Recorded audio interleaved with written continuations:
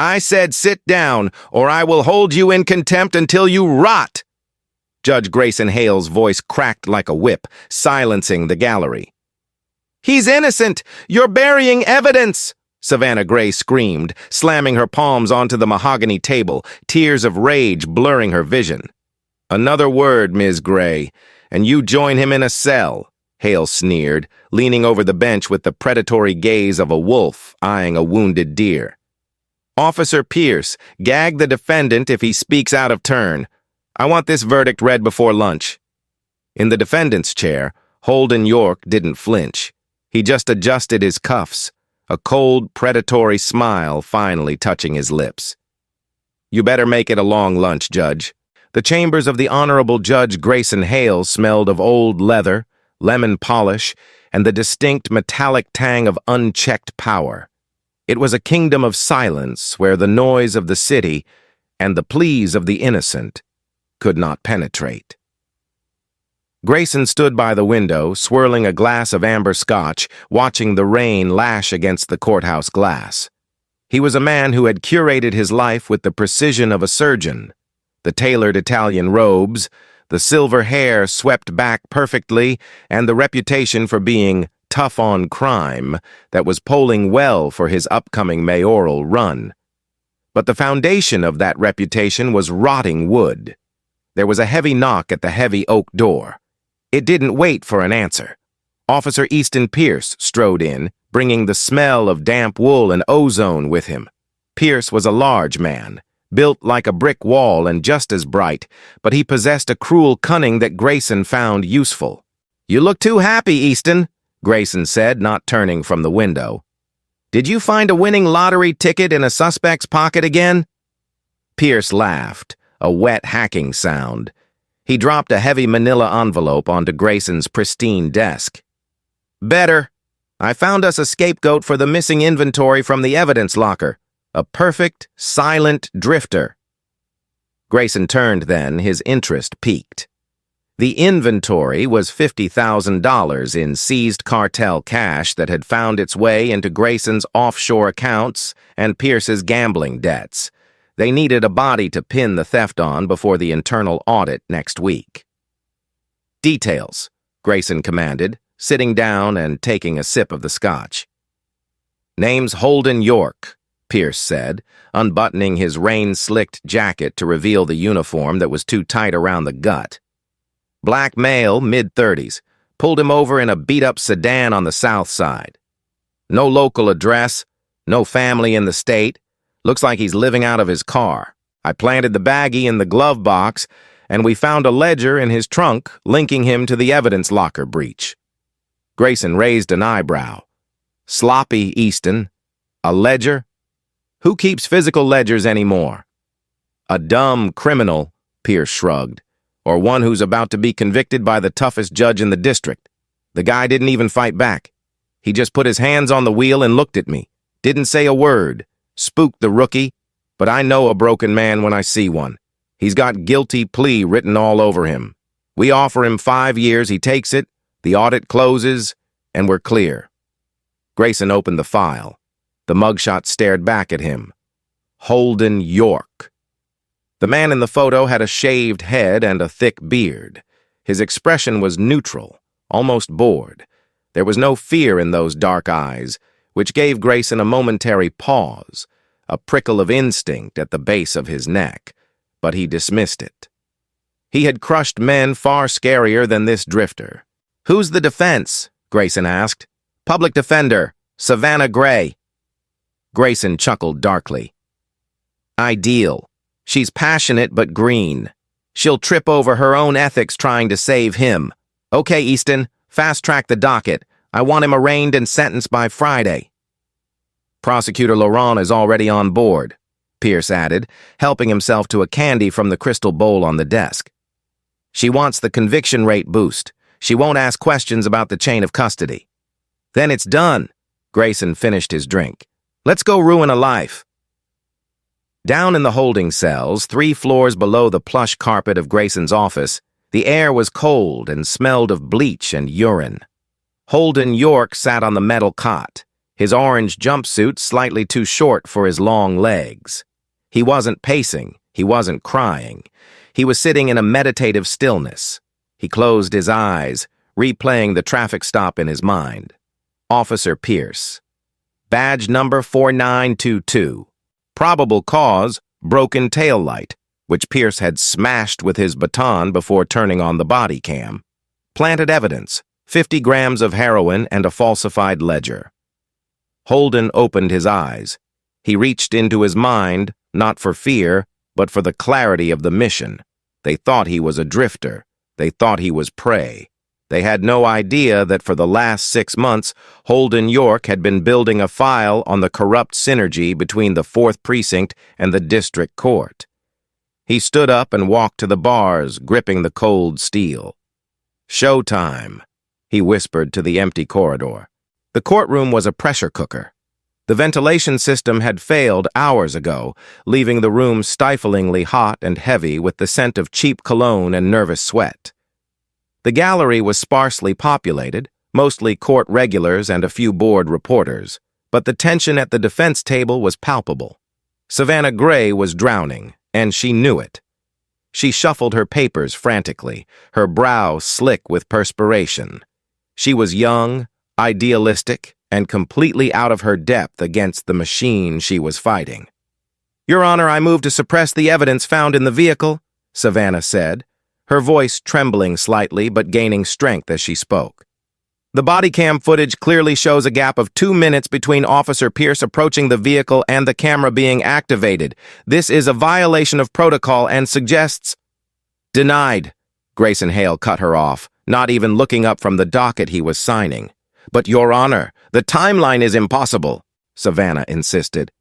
"Officer Pierce claims he smelled narcotics immediately, but the drugs were sealed in a vacuum bag inside a locked glove box. It's physically impossible."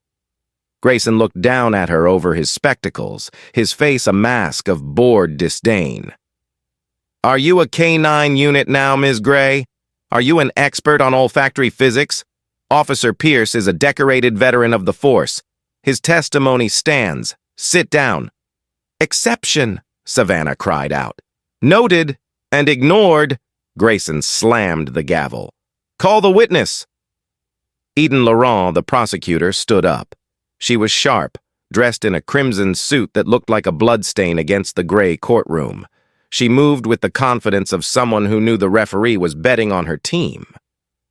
"The state calls Officer Easton Pierce." Pierce strode to the stand, chest puffed out, chewing gum that he swallowed just before taking the oath. He sat down, winking subtly at the prosecution table. Holden York sat beside Savannah, completely still. He hadn't spoken a word to her since the arraignment, other than to say, "Let them talk." It unnerved her. Most clients were begging, crying, or screaming. Holden was watching the proceedings like a man watching a bad movie he had already seen. Eden Laurent walked the officer through the arrest. It was a rehearsed dance. Pierce painted a picture of a belligerent, suspicious drifter who had practically begged to be arrested. "And when you searched the trunk, what did you find, officer?" Eden asked. "I found a ledger, ma'am. Looked like accounting for the missing evidence locker cash from last month. And a stash of heroin." "Objection!" Savannah shot up. "No fingerprints were found on that ledger. No DNA linking it to Mr. York." "Overruled," Grayson sighed, rubbing his temples. "Circumstantial evidence is admissible, Ms. Gray. Stop wasting the court's time." "Mr. York," Savannah leaned over to her client, whispering frantically, "you have to give me something. Character witnesses? An alibi? Where were you the night of the robbery? If you don't help me, they are going to put you away for 15 years. Holden slowly turned his head. His eyes were dark pools, unreadable. "Just get Pierce to talk about the traffic stop again. Ask him about the radio call." "What? Why?" "Just do it," Holden said, his voice deep and resonant.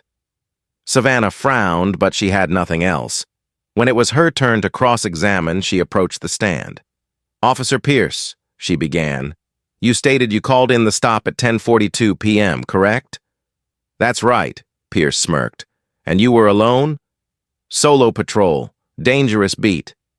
So if we pull the dispatch logs, Savannah checked her notes, guided by Holden's strange request, we should hear your voice calling it in? Pierce hesitated for a fraction of a second, his eyes darting to Judge Hale. Hale gave a microscopic nod. Tech issues that night, Pierce said quickly. Radio was spotty. I had to use my personal cell to call the sergeant. Which sergeant? Sergeant Miller. Savannah froze. She knew Miller. He had been dead for 2 years. A trap or a slip-up? Officer Pierce, Savannah said slowly. Sergeant Miller passed away in 2021. The courtroom went silent. Even the air seemed to hang suspended. I meant Sergeant Miller's replacement, Pierce stammered, his face flushing red. Sergeant Kowalski. We used to call him Miller as a joke. Inside thing. A joke? Savannah pressed, sensing blood. You called in a felony stop to a dead man as a joke?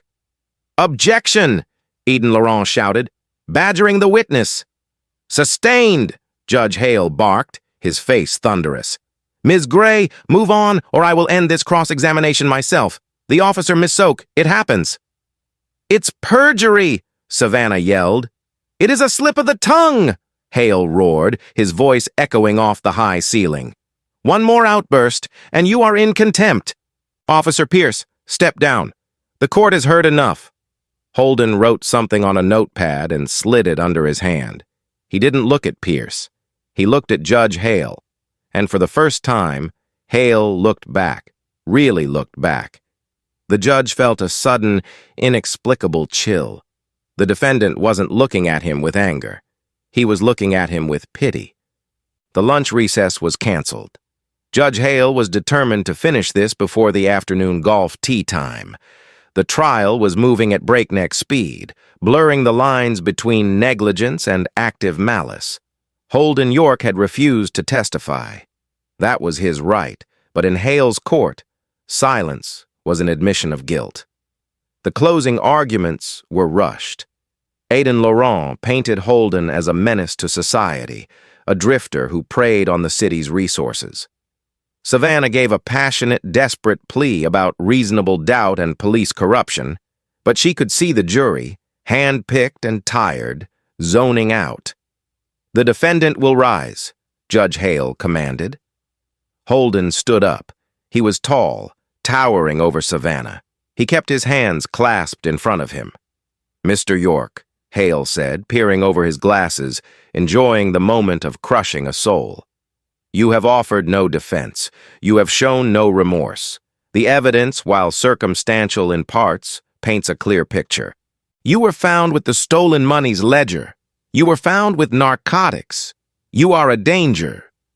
Hale paused for effect. I am ready to render a verdict from the bench, bypassing the jury deliberation due to the overwhelming nature of the evidence and the defense's failure to provide a credible alternative theory. I find the defendant, Holden York, guilty on all counts. A gasp went through the room. A bench verdict in a felony case was rare, bordering on illegal without a waiver, but Hale didn't care. He was the law. Sentencing will be carried out immediately, Hale continued, his voice dripping with satisfaction. I sentence you to 15 years in the state penitentiary with no possibility of parole for the first 10. Officer Pierce, take him into custody. Pierce grinned, unhooking the handcuffs from his belt. He walked toward the defense table, swaggering. End of the road, drifter. Told you not to drive through my town? Savannah was weeping silently, gathering her files. I'm so sorry, Holden. I'll appeal. I promise, I'll appeal. Holden didn't look at her. He looked at Pierce coming toward him, then at Hale up on the bench. 15 years, Holden said. His voice wasn't loud, but it carried to the back of the room. That's a long time, Grayson. The use of the judge's first name froze the room. Hale's face turned purple. What did you say to me? I said, Holden continued, his posture shifting. The slump of the defeated prisoner vanished, his shoulders squared, his chin lifted. The aura of the drifter evaporated, replaced by the sharp, terrifying focus of a trained operative. 15 years is a long time, but 20 to life for RICO violations, conspiracy to commit fraud, and federal racketeering, that's an eternity. "Bailiff!" Hale screamed, standing up. "Restrain him! Gag him!" Pierce lunged forward, grabbing Holden's arm. "Shut your mouth, punk!" Holden moved with a speed that blurred the eye. He twisted his wrist, breaking Pierce's grip, and used the officer's own momentum to spin him around, slamming Pierce face first onto the defense table. A collective scream erupted from the gallery. "Holden, no!" Savannah shrieked. Holden didn't strike. He simply pinned Pierce with one hand, calm and controlled. With his free hand, he reached into the inner lining of his orange jumpsuit, a lining that had been tampered with hours ago to hold a specific object he had retrieved from his lawyer's bag during the confusion of the badgering objection. He pulled out a black leather wallet. He flipped it open. The gold badge caught the courtroom lights. It didn't say City Police. It didn't say Sheriff. Federal Bureau of Investigation. "Special Agent Holden York," he announced, his voice booming with authority. "Federal Anti-Corruption Task Force. Officer Pierce, you are under arrest for the theft of federal evidence and conspiracy. And you—" Holden turned his gaze to the bench, pointing the badge directly at the judge. Grayson Hale slumped back in his chair, the blood draining from his face so fast he looked like a corpse. The glass of water on his bench tipped over, spilling onto his robes, but he didn't move. "Grayson Hale," Holden said, "sit down. We have a lot to talk about." The silence that followed wasn't the silence of fear. It was the silence of the predator, realizing he had just walked into the lion's den. "Federal agent?" Judge Grayson Hale whispered, the color draining from his face so fast he looked like he'd been embalmed. He stared at the gold badge in Holden York's hand as if it were a radioactive isotope. Holden didn't offer a verbal confirmation. He didn't have to. "Breach! Breach! Breach!" The double doors at the rear of the courtroom exploded inward, kicked open by boots that meant business. 6 tactical agents swarmed the room, their movements fluid and practiced, weapons raised but disciplined. "FBI! Nobody move! Hands on your heads!" The gallery, previously bored, erupted into screams. Marge, the court reporter, shoved her chair back so hard it toppled over, scrambling under her desk. Officer Easton Pierce, the man who had swaggered into court thinking he was the predator, let out a feral snarl. Panic overrode his training. He clawed at his holster, his eyes wide and manic. "Gun!" one of the entering agents shouted, but Holden was already moving. He didn't strike Pierce. He simply erased the man's center of gravity. With a pivot of his hips, Holden hooked Pierce's ankle and drove his shoulder into the officer's chest. Pierce hit the floor with a bone-rattling thud, the wind driven from his lungs in a wheezing gasp. Before Pierce could draw a breath, let alone a weapon, Holden had stripped the officer's service pistol and tossed it sliding across the floor.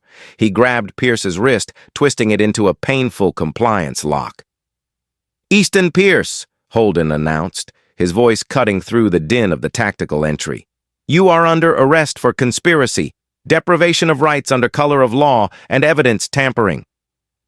"Get off me!" Pierce spat, blood trickling from his lip where it had hit the carpet. "You're a bum! You're a nothing!" "I'm the guy who just ended your career," Holden replied calmly, ratcheting Pierce's own handcuffs onto his wrists. He hauled the officer up and shoved him toward Agent Miller, the tactical team lead. "Bag him! Separate him from the judge!" Savannah Gray stood by the defense table, clutching her files to her chest. She felt like the floor was swaying. The man she had defended, the quiet, broken drifter, was issuing orders to a federal strike team. "Holden?" she asked, her voice trembling. Holden turned. The hardness in his eyes softened, just for a moment. "You did your job, Savannah. You defended the Constitution when you thought no one was watching. Now let us do ours." He turned his attention to the bench. Grayson Hale was standing, his hands gripping the wood of his podium, his knuckles white. He looked like a king whose castle had just been turned into a prison. This is insanity, Hale stammered, trying to summon the thunderous voice he used to terrify defendants. I am a superior court judge. You have no authority in my chambers. I demand you release my bailiff. Holden walked toward the bench, stepping over the bar that separated the well from the gallery. He didn't stop until he was looking up at Hale, his expression unreadable. Your authority came from the public trust, Holden said, his voice low and dangerous. You sold that trust for $50,000 a month. Sit down, Grayson. I will not, Hale shrieked. I am calling the chief of police. I am calling the mayor. You can call them, Holden said, pulling a folded warrant from his tactical vest. But they're going to be busy. We're raiding the precinct right now. Hale slumped back into his chair, the fight leaving him in a rush of air. Prosecutor Laurent, Holden called out without looking around. Eden Laurent was frozen at her table, her phone halfway to her ear. She dropped it as if it burned. I didn't know, she gasped, tears springing to her eyes. I just prosecuted the case given to me. I swear. Then you have nothing to worry about, Holden said dryly. Agent Miller, secure her phone. We'll see what she knew. 30 minutes later, the courtroom was a fortress. The windows were covered with blackout shades. The doors were barred. The air conditioning hummed, cold and indifferent to the sweat soaking through Judge Hale's silk robes. Holden had set up a command post on the defense table. He had changed out of the orange jumpsuit into a gray tactical shirt and jeans, his badge clipped to his belt. He looked like a different species than the man who had sat in the defendant's chair. Hale sat at the defense table now. The irony was thick enough to choke on. Pierce was in a holding cell downstairs, guarded by 2 feds. Let's talk about the math, Grayson, Holden said, pacing in front of the table. I have nothing to say to you, Hale muttered, staring at his hands. I want a lawyer. You'll get one, Holden assured him. But right now you have a choice. You can be the architect of this conspiracy, or you can be a witness. Holden nodded to Savannah. Ms. Gray, the drive, please. Savannah, who had been sitting quietly in the corner, opened her briefcase. She retrieved the black hard drive Holden had slipped into her bag earlier. She handed it to him, her hands steady now. She realized she was part of the operation, however unwittingly. Holden plugged it into the court's projector system. A spreadsheet filled the wall behind the judge's bench. It was a complex web of shell companies and offshore accounts. We've been tracking the cartel's money laundering for 2 years, Holden explained, using a laser pointer to circle a recurring entry. We knew it was flowing through the judicial system, legal fees for phantom cases, consulting for expert witnesses who don't exist, but we couldn't find the hub. He pointed to a column labeled GH Holdings. Grayson Hale Holdings, Holden read. Incorporated in Panama. The monthly deposits match the dates of every major dismissal or light sentence you've handed down to cartel affiliates in the last 3 years. Hale stared at the screen, his mouth slightly open. That proves nothing. Identity theft. Anyone could use my name. True, Holden conceded. But only you could leave a voice print. He tapped a key on the laptop. A recording played over the courtroom speakers. Listen to me, Pierce. I don't care if he's guilty. I care if he's quiet. Find me a vagrant. Someone with no family to file a missing persons report. We need to close the audit loop before the election. The voice was undeniably Hale's. I got a guy, Judge. Holden York, drifter, nobody. Good. Bury him. 15 years, I want this clean. The audio cut out. Hale looked at Savannah. He saw the disgust in her eyes, the eyes of a young lawyer who had once looked up to him. That, more than the evidence, seemed to break him. It wasn't just me, Hale whispered, his voice cracking. I couldn't have done it alone. We know, Holden said, leaning in. Who else? The mayor, Hale blurted out, desperate to share the weight of the noose. Mayor Sterling. He uses the zoning commission to laundering the cash through construction projects. I just handle the legal protection." Holden looked at Agent Miller. "You getting this?" "Recorded and logged," Miller confirmed. "I can give you Sterling," Hale pleaded, grabbing Holden's arm. "I can testify. He has a safe in his office, a black book. It lists every bribe, every payoff. Police chief, city council, everyone." Holden pulled his arm away, wiping the sleeve as if it were dirty. "You're going to testify, Grayson, but not for a deal. You're going to do it because it's the only way you don't die in a federal supermax." Savannah stepped forward. "Holden," she said softly, "if the mayor is involved, he controls the city police." Holden stiffened. He looked at the heavy doors. "Command." Holden touched his earpiece. "What's the status on the extract team?" Static. "Command?" Nothing but white noise. "Jamming signal," Holden hissed. "Miller, check the perimeter." Suddenly, the lights in the courtroom died. The projector whirred down. The room plunged into pitch blackness, save for the red glow of the emergency exit signs. "They cut the power," Holden said, his voice grim. "Get down." The darkness was heavy, filled with the sound of shifting gear and ragged breathing. "Who is it?" Hale whimpered from the darkness. "Is it the cartel?" "Worse," Holden said, racking the slide of his pistol. "It's your friends." A heavy, rhythmic thumping echoed against the double doors. Thump, thump, thump. They were using a battering ram. "Barricade!" Holden ordered. Two agents flipped the heavy prosecution table, shoving it against the central aisle. The doors splintered with a deafening crack. Wood flew like shrapnel. Through the breach, beams of tactical flashlights cut the gloom, blindingly bright. "Federal agents, stand down!" Holden roared, shielding his eyes. A canister hissed through the broken door, clattering across the linoleum. It spun, spewing thick white smoke. "Gas! Gas!" Holden grabbed Savannah, shoving her head down between his knees, covering her with his vest. "Stay down! Don't breathe!" Gunfire erupted, controlled, suppressive bursts from the doorway. It wasn't a wild spray. These were professionals. Through the smoke, a figure emerged. He wasn't wearing SWAT gear. He wore a beige sheriff's deputy uniform and a wide-brimmed hat.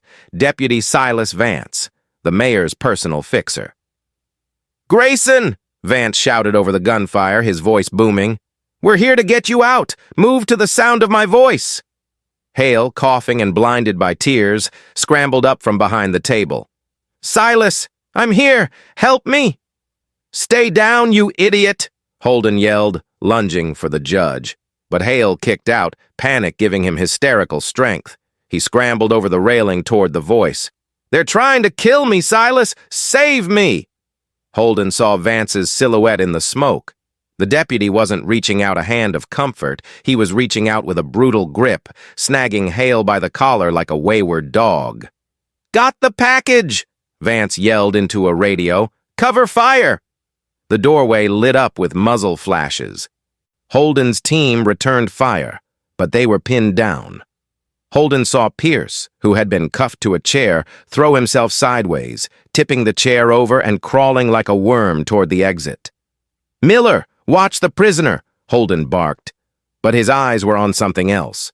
Eden Laurent. The prosecutor was crawling on her hands and knees, not toward the exit, toward the AV cart where the hard drive was still plugged in. "She's going for the evidence!" Savannah screamed, pointing. Holden had a split second.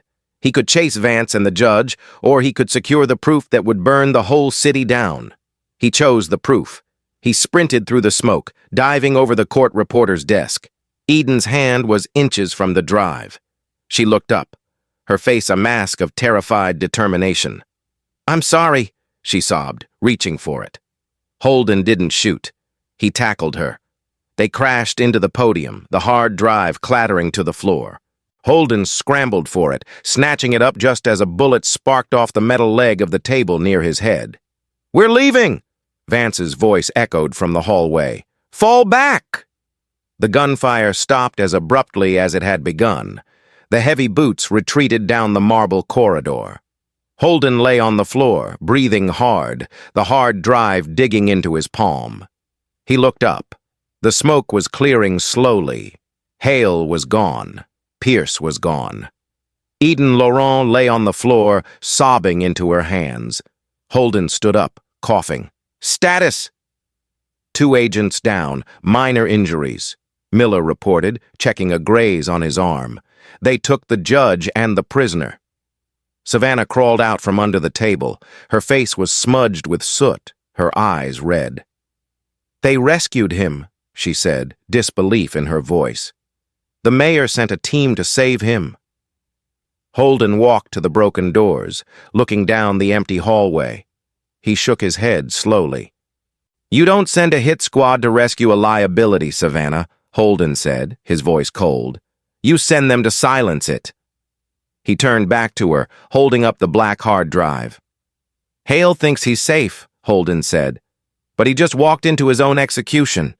We have to find him before Vance puts a bullet in his head and blames it on us." He ejected the magazine from his pistol and slammed a fresh one home. "Let's go." The back of the sheriff's cruiser smelled of pine disinfectant, wet wool, and the sharp metallic tang of stale fear. Judge Grayson Hale sat squeezed between 2 silent deputies, his knees knocking together with the vibration of the engine. His hands, usually so steady when passing judgment, were trembling violently in his lap. In the front seat, Deputy Silas Vance drove with a relaxed, one-handed grip, whistling a tune that sounded disturbingly cheerful, an old country hymn about washing sins away in the river. "Where are we going, Silas?" Hale asked, his voice barely a squeak, cracking under the strain. He tried to lean forward, but the deputy on his left shoved him back against the seat with a gloved hand. "The precinct is downtown. You missed the turn 3 blocks ago." Vance didn't look back. His eyes were fixed on the road, illuminated by the rhythmic sweep of the wipers fighting the torrential rain.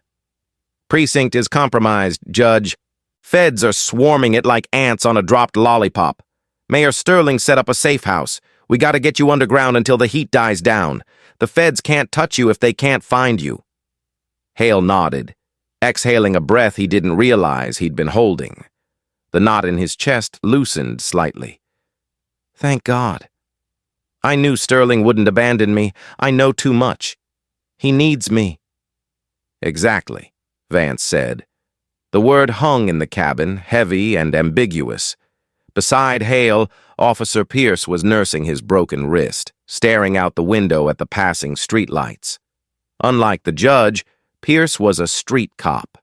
He knew the rhythm of the city, and he knew the geography of a ride-along that wasn't meant to end at a station. He watched the familiar storefronts give way to chain-link fences and abandoned warehouses. "We're heading to the docks," Pierce muttered, his voice hollow. He turned to look at the back of Vance's head. "There's no safe house at the docks, Silas. Just the unfinished Starlight Casino project and a lot of deep water." "Smart kid," Vance chuckled, a dry sound like boots on gravel. "Mayor wants to make sure you boys are comfortable. Ocean view and all. Private security." Hale's stomach dropped, a cold sensation spreading through his veins. "Silas, why are we going to a construction site? Why aren't we going to the mayor's estate?" Vance finally looked in the rearview mirror. His eyes were dead, devoid of the camaraderie they had shared at police galas, charity dinners, and late-night poker games. "You said it yourself, Grayson. You know too much. A federal RICO case? That brings down the whole administration. The mayor, the council, the chief.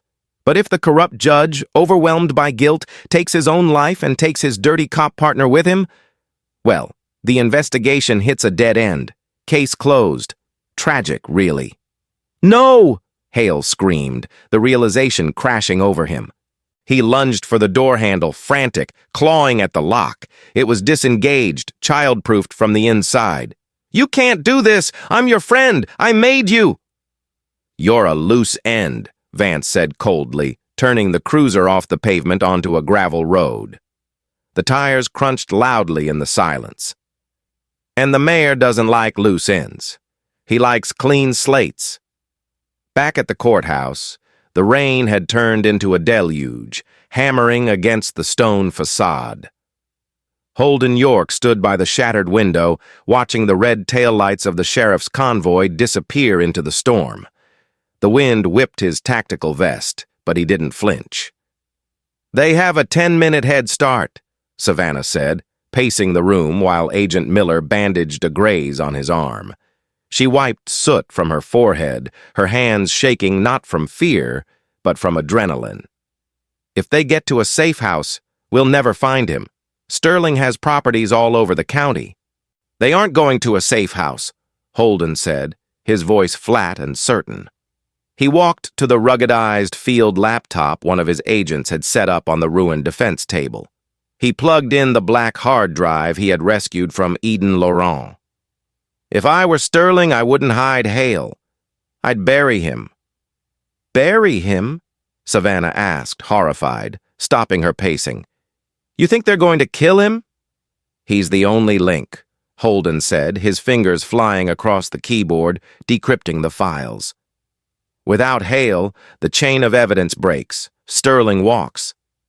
A map popped up on the screen, overlaying the financial data. "Here," Holden pointed.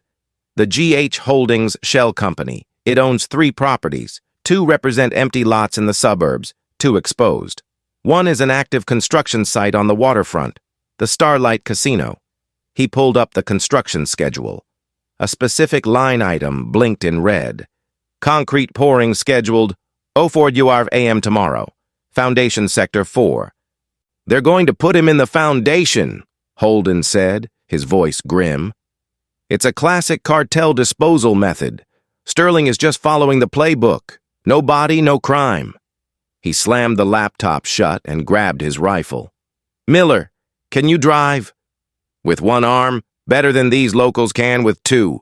Miller grunted, checking the magazine of his weapon. "Savannah, stay here," Holden ordered, checking his own weapon. "Wait for the backup teams. It's going to get ugly." "No," Savannah said, grabbing her coat and stepping in front of him.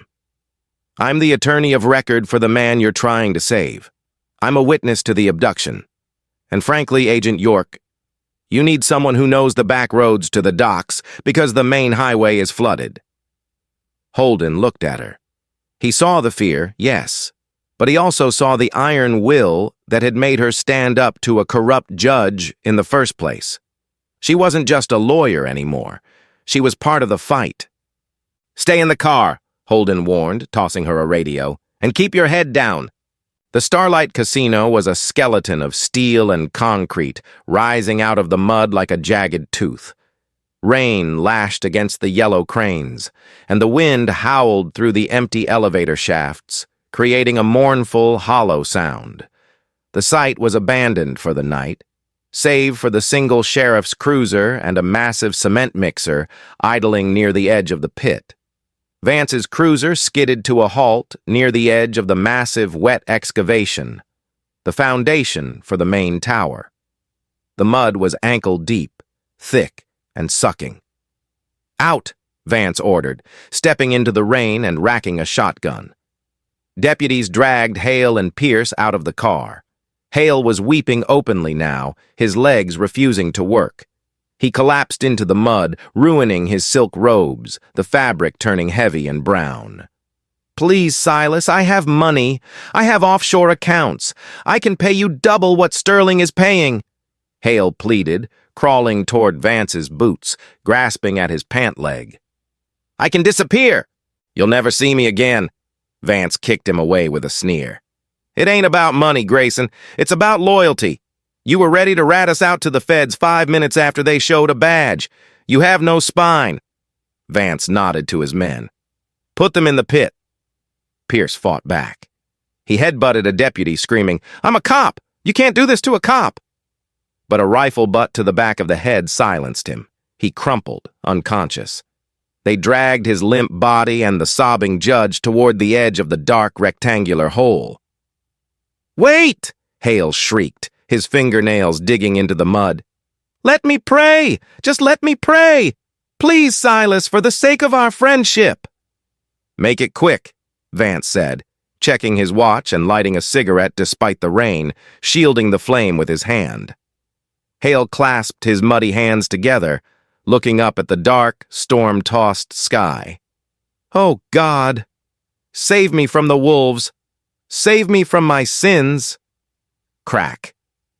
A gunshot rang out, sharp and impossible to ignore. It didn't come from Vance's men. The cigarette in Vance's mouth exploded in a shower of sparks and tobacco. Vance stumbled back, shock written on his face, spitting out the remnants of the filter. "Sniper!" he roared, diving behind the wheel of the cement mixer. Holden York emerged from the shadows of the steel girders 50 yards away.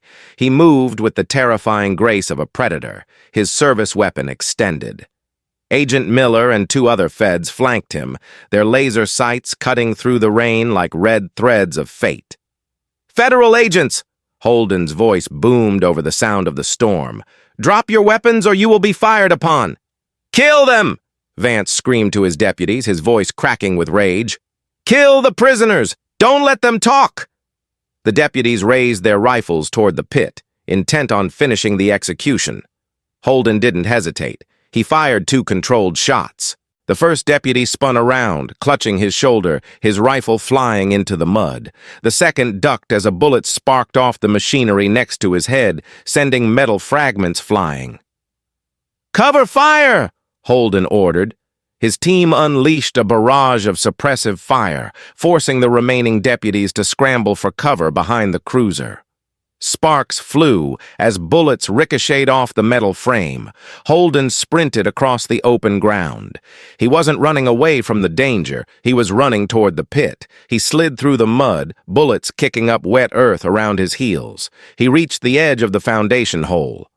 Hale was cowering at the bottom, 10 feet down, trying to shield himself with Pierce's unconscious body, whimpering as debris rained down on them.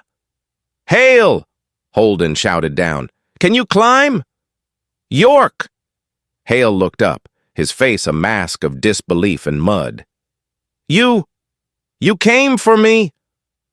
"I came for the witness," Holden corrected, holstering his weapon to offer a hand, though he was too far away. "There's a rebar ladder on the north wall. Move!" Vance popped up from behind the cement mixer, leveling his shotgun. "You don't get to win, Fed. Not in my town." Holden dove sideways just as the shotgun blasted, shredding the mud where he had been standing. He rolled, coming up on one knee, and returned fire. His bullet struck the high-pressure hydraulic line of the cement mixer. Hydraulic fluid sprayed out in a mist, hitting the red-hot engine block. Whoosh! A fireball erupted, illuminating the construction site in blinding orange light. The explosion knocked Vance backward and sent the deputies scrambling further back. "Miller! Flank left! Keep them pinned!" Holden shouted into his comms. He crawled to the edge of the pit again. Hale was halfway up the ladder, freezing as the heat from the fire washed over him. "Keep moving!" Holden yelled. He reached down, grabbing the collar of Hale's robe. With a grunt of exertion, he hauled the corrupt judge out of the hole and onto the muddy ground. Pierce is still down there," Hale gasped, coughing smoke. "The water is rising." Holden looked back. Runoff from the storm was filling the pit rapidly, and the fire was spreading toward the edge. "Stay here." Holden jumped into the pit. He landed heavily next to Pierce. The water was already up to his calves. The officer was groggy, blinking his eyes open, blood matting his hair. "Up we go, sunshine," Holden grunted, hoisting the heavy man over his shoulder in a fireman's carry. He climbed the ladder one-handed, his muscles screaming, the rungs slippery with oil and rain. As he crested the top, gasping for air, he saw a shadow looming over him. Silas Vance. His face was burned on one side, his hat gone, his eyes wild with pain and rage. He held a massive revolver pointed directly at Holden's forehead. "End of the line!" Vance rasped, thumbing back the hammer. Holden was trapped. He couldn't drop Pierce without killing him. He couldn't draw his weapon.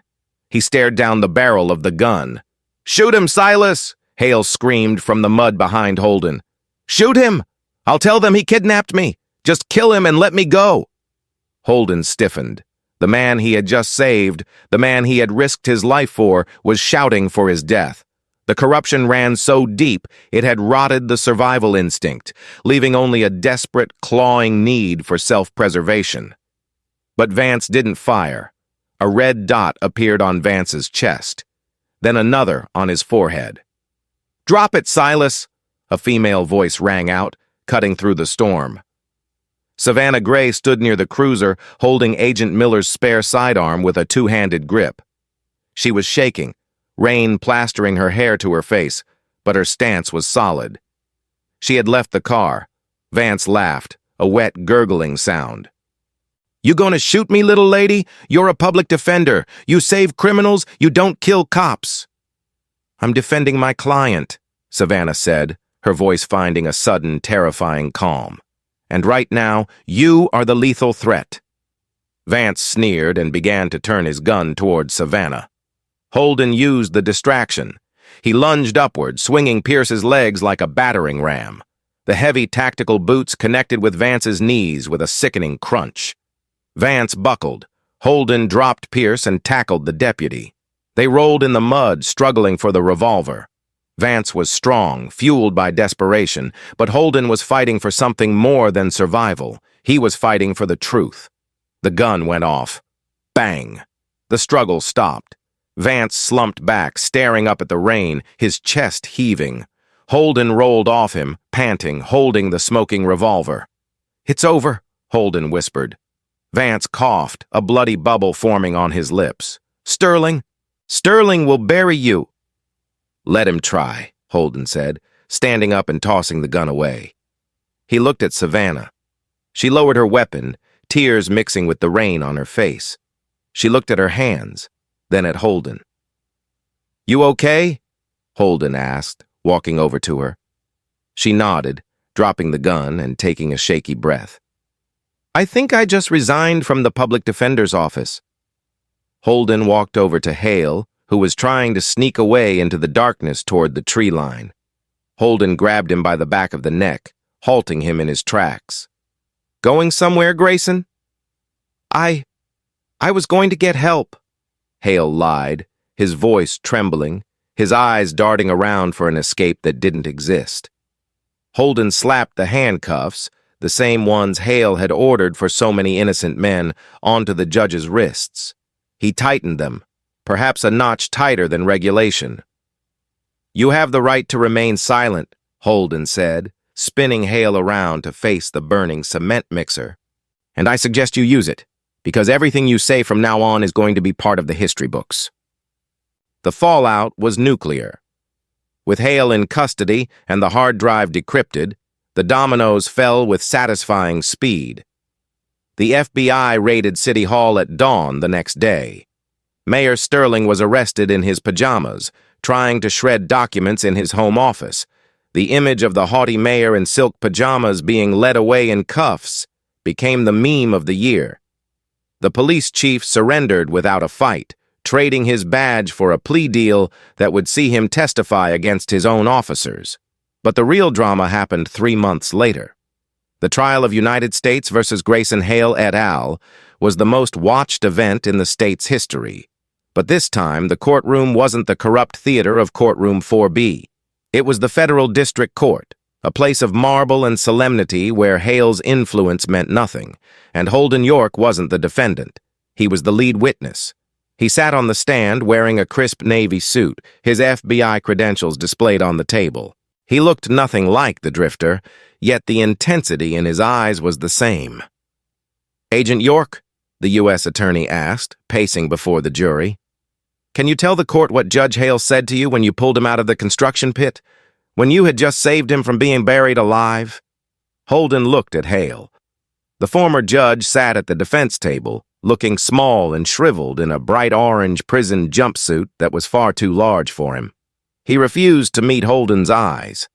"He told Deputy Vance to shoot me," Holden said clearly, his voice carrying to the back of the room. "Moments after I saved his life, he ordered my execution in hopes that he could bargain his way to freedom." A murmur of shock went through the jury. Several jurors shook their heads in disgust. "And why do you think he did that?" "Because," Holden said, his eyes locking with Hale's, forcing the older man to look up. Grayson Hale never cared about the law. He never cared about justice. He only cared about power. And when he lost it, when the robe was stripped away, he became exactly what he despised, a desperate, common criminal. The defense attorney tried to cross-examine, but it was futile. The audio recordings, the hard drive, the testimony of Eden Laurent, who had turned state's evidence, and Hale's own scream for murder at the construction site, it was an avalanche of guilt. The verdict took less than 2 hours. Guilty on all counts: racketeering, conspiracy to commit murder, money laundering, deprivation of rights, under color of law. The sentencing was televised. Grayson Hale stood up. He tried to speak, to offer some justification, but the words failed him. He looked at the gallery, searching for an ally, but saw only the faces of the people he had wronged. The federal judge looked down at him over her spectacles. Grayson Hale, you were entrusted with the sacred duty of judgment. You turned your court into a marketplace. You sold years of human life for profit. You have eroded the public trust in a way that will take a generation to repair. She paused, letting the weight of the moment settle. I sentence you to life in federal prison without the possibility of parole. You will die in a cage, Mr. Hale, just like the men you put there for profit. The gavel banged. It was the sound of a heavy door closing forever. Holden York stood on the steps of the courthouse, the afternoon sun warming his face. It was finally over. Savannah Gray walked out to join him. She looked different now, more confident, sharper. She had opened her own firm, specializing in civil rights cases. So, she said, handing him a coffee, off to the next town? Another undercover drift? Holden took the cup, smiling. Maybe. There's always another corrupt town, Savannah. Always another badge that needs polishing. Well, she said, looking out at the city skyline, which seemed a little brighter today. You left this one better than you found it. We did, Holden corrected. We did. He walked down the steps, blending into the crowd. He wasn't a drifter anymore. He was a guardian.